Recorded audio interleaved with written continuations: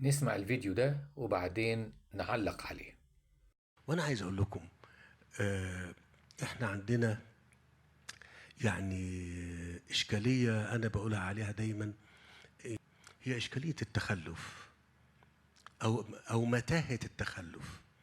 وانا بعتقد ان المتاهه دي بتبقى اسبابها الجهل والفقر وقله الوعي. فخامة الرئيس عبد الفتاح السيسي شرح ايه مشكلة مصر بالظبط. الحالة الاقتصادية في مصر مش هي دي ابدا المشكلة الاولى، انما اسباب المشكلة دي هي قلة الوعي.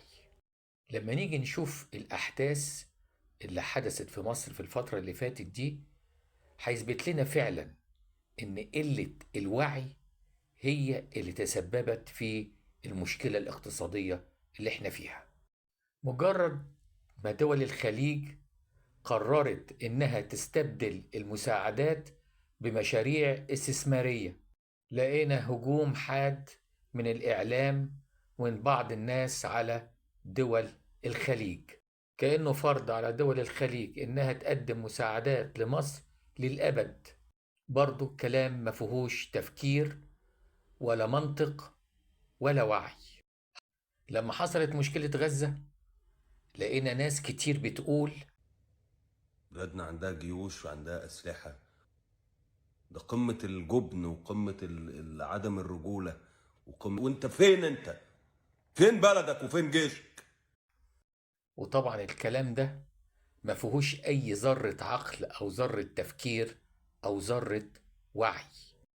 لما بتيجي أي دولة تستثمر في مصر بنلاقي على طول تصريحات عدائية ضد الدول دي وضد الحكومة المصرية، وناس كتير تتهم الحكومة إنها بتبيع أرض مصر. بعض الحساسية بتحصل عند المواطن المصري من الاستثمارات الخليجية مؤخرا. أنا بخاف جدا من التفكير العبثي. أنا مش عارف إمتى كان الاستثمار عبارة عن بيع أرض البلد. هو في حد هياخد أرض البلد ويهرب بيها؟ نفس الكلام، مفيش تفكير، مفيش منطق، مفيش وعي.